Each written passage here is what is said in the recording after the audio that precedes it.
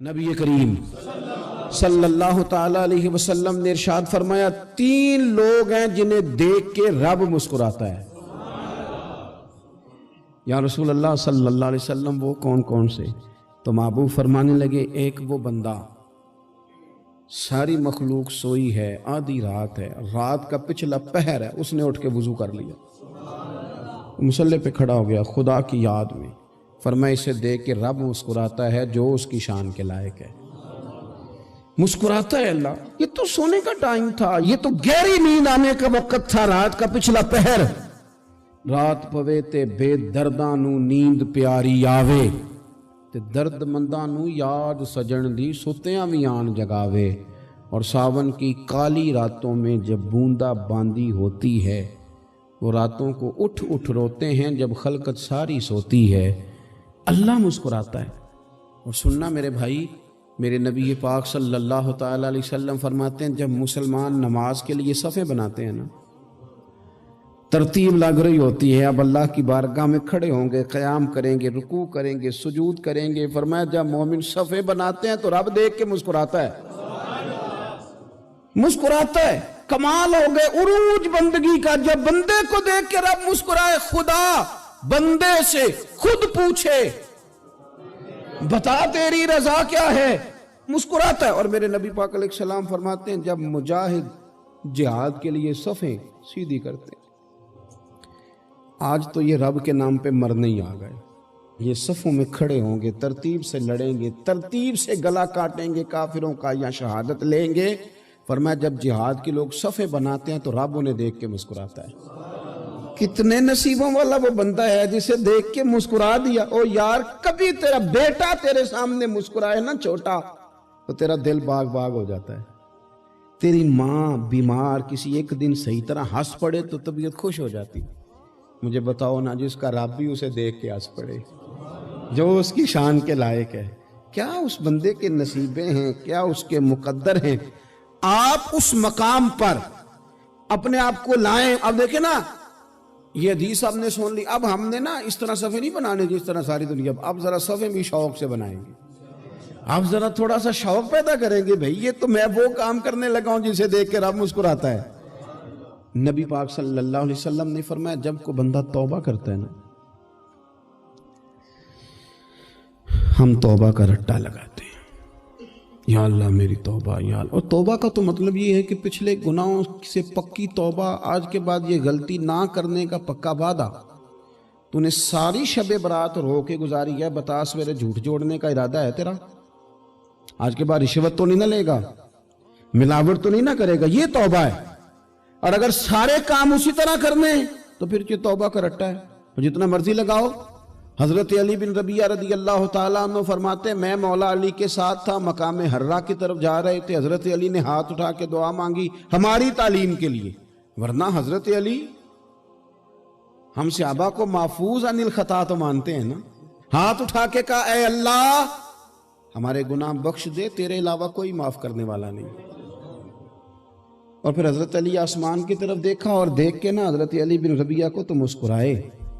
حضرت علی بن ربیعہ کہنے لگے حضور مسکرائے کیوں ہو؟ فرمانے لگے ایک دن میں حضور کے ساتھ اسی طرح آیا تھا، اسی طرح حضور نے دعا فرمائی تھی ہماری تعلیم کے لیے، اور پھر حضور مجھے دیکھ کے مسکرائے تھے اور فرمایا جب کوئی بندہ رب کی بارگاہ میں اس طرح استغفار کرتا ہے تو رب مسکراتا ہے، اور مسکرا کے فرماتا دیکھ لو میرے بندوں کو پتا ہے کہ میرے علاوہ معاف کرنے والا کوئی نہیں، انہیں پتا ہے، تم اس کی بارگاہ میں رجوع تو لاؤ، آؤ تو صحیح دو آنسو لے کر۔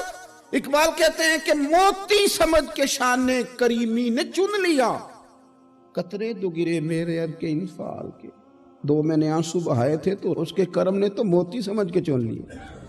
سنو نا حضور اس استغفار کو، اللہ کو یار رات کو توبہ کر کے سونا چاہیے ہمیں۔ کچھ غلطیاں ہم کرنا نہیں چاہتے پر ہم سے ہو جاتی ہیں، کچھ دل ہم توڑنا نہیں چاہتے پر وہ ٹوٹ جاتے ہیں، ہماری مجبوری ہوتی ہے ٹوٹ جاتے ہیں۔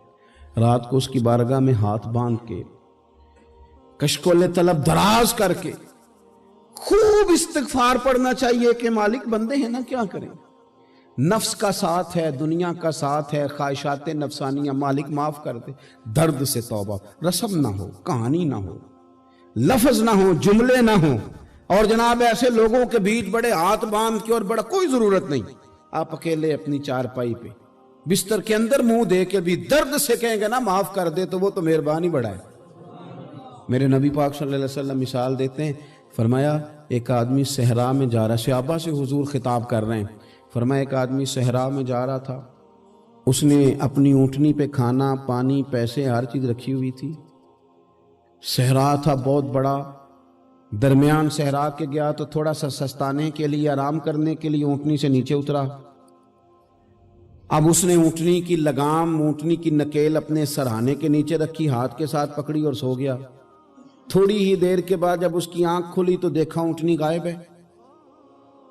सहरा में वो पैदल ना आगे जा सकता है, ना पीछे जा सकता है, ना दाएं ना बाएं, खाने को रोटी नहीं, पीने को पानी का कतरा नहीं, थोड़ा इधर भागा उधर भागा, थक गया।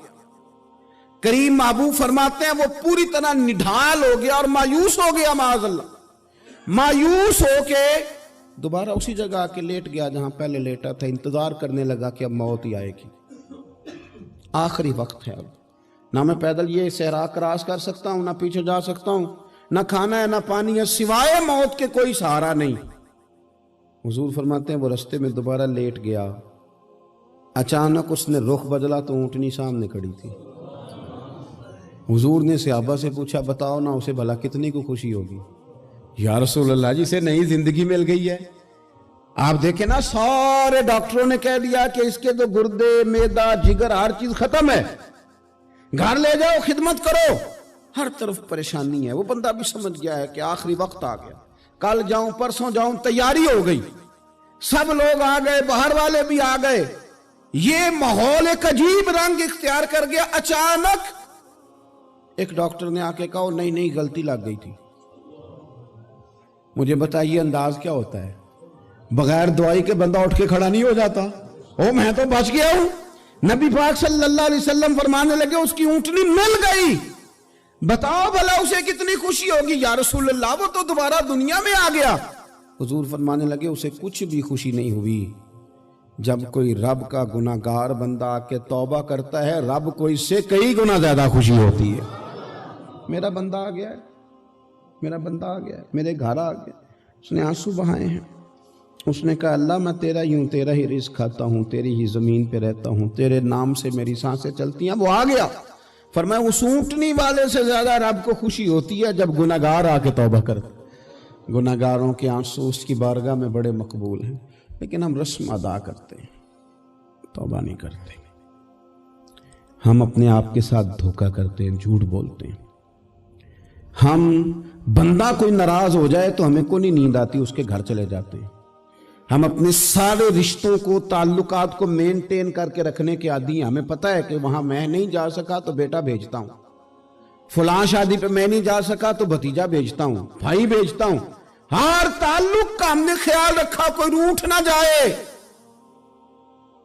लेकिन कमाल है ना, ये नहीं सोचा कि अगर रब रूठ गया तो, जब वो रूठ जाए ना तो सारे रिश्ते भी बंदे के पास मौजूद हों तो कोई करामत नहीं होता। फिर करोड़ों रुपया जेब में हो तो डॉक्टरों की दवाइयां असर नहीं करती। वो रूठ जाए तो फिर इंसान इस तरह से फिसलता है कि बड़े बड़े उसके पास दरवाजे होते हैं पर किसी जगह उसका हाथ नहीं लगता। खुदारा सुनो, नबी पाक सल्लल्लाहु अलैहि वसल्लम के पास मेहमान आ गया, बुखारी मुस्लिम है। हुजूर ने अज़वाज मुतहरात के घरों में पैगाम भेजा, कुछ चीज़ है ज़ियाफ़त के लिए। या रसूलल्लाह कुछ भी नहीं, ये दो जहां के शाह हैं और पास कुछ रखते नहीं, दो जहां की नेमतें हैं इनके खाली हाथ में। या रसूलल्लाह कोई चीज भी नहीं। हुजूर ने सहाबा के मजमे पे नजर डाली, या रसूलल्लाह सल्लल्लाहु अलैहि वसल्लम हुक्म हो। तो हुजूर फरमाने लगे तुम में से कोई बंदा है जो इसे घर ले जाए रोटी खिलाए। एक सहाबी उठे फौरन, हुजूर मैं लेके जाता हूं खाना खिलाता हूं। फरमाते हैं मेरे घर में सिर्फ बच्चों का खाना था, ये नहीं कि फ्रीजर भरा हुआ है नेमतों से, सिर्फ बच्चों का खाना। ये नहीं कि किसी को देख के अपनी हंडिया पे बर्तन दे लिया, सिर्फ बच्चों का खाना। कहते हैं घर गया, बीवी से कहा क्या कैफियत है? कहने लगी बच्चों की रोटी है। मैंने कहा बच्चे सुला दे, सुबह नाश्ता कर लेंगे। تو کہنے لگی آپ کیا کھائیں گے؟ تو میں نے کہا نہ میں کھاؤں گا نہ تو کھائے گی، مہمان جو نبی پاک کا ہے۔ کہا اچھا، اب ذرا تجویز دیکھو میاں بیوی کی سوجھی آپس میں۔ کہتے ہیں کھانا لگا دینا، کیونکہ ایک آدھ بندے کا کھانا ہے۔ اپنی غربتوں کا ہر جگہ اظہار کرنا، رونا رونا، یہ دیکھو غربت کیسے چھپائی جا رہی ہے۔ اس کو کہا نہیں کہ چل تو تھوڑا رحم کھا، تو آیا ہے تو تھوڑا رحم کھا، یہ نہیں کہا اٹھ کے نا تو کھانا رکھنا اور اٹھ کے نا چراغ ٹھیک کرنے کے بہانے بجھا دینا۔ ہم دنیا والوں کے سامنے کیوں اپنے دکھ بیان کریں؟ ہم جو کہیں گے رب رسول کی بارگاہ میں کہیں گے۔ تو نا چراغ ٹھیک کرنے کے بہانے، اہلیہ اٹھی، کھانا دینے کے بعد چراغ ٹھیک کرنے کے بہانے بجھا دیا۔ خامد بھی ہاتھ چلاتے رہے، بیوی کبھی برتن رکھتی کبھی اٹھاتی، پتہ چلے کہ کھانا کھا رہے ہیں، کھانا کھایا جا رہا ہے۔ کہتے ہیں مہمان پیٹ بھر کے کھانا کھا گیا۔ یہ کام ہوا رات کے اندھیرے میں، اس وقت ہوا جب چراغ بھی بند تھا، اس وقت ہوا جب کوئی دیکھنے والا نہیں تھا، کسی پڑوسی کو بھی خبر نہیں تھی۔ فرماتے ہیں صبح کے اجالے میں اس مہمان کو لے کے مسجد نبوی میں نے قدم رکھا تو نبی کریم نے فرمایا رات جو تم نے کام کیا ہے نا، اسے دیکھ کے میرا رب بڑا مسکرایا ہے، اللہ بڑا مسکرایا ہے۔ اللہ تر دامنی پہ شیخ ہماری نہ جائیے، ہم دامن نہ چھوڑ دیں تو فرشتے وضو کریں۔ یہ شان ہے صحابہ کی۔ نبی کریم علیہ السلام نے فرمایا رب رات مسکرایا تیرا یہ انداز دیکھ کے، اور اس نے قرآن نازل کیا وَيُؤْثِرُونَ عَلَىٰ أَنفُسِهِمْ وَلَوْ كَانَ بِهِمْ خَصَاصَةٌ۔ کچھ لوگ وہ ہیں جنہیں بڑی بھی ضرورت ہو تو دوسروں پر اثار کر دیتے ہیں۔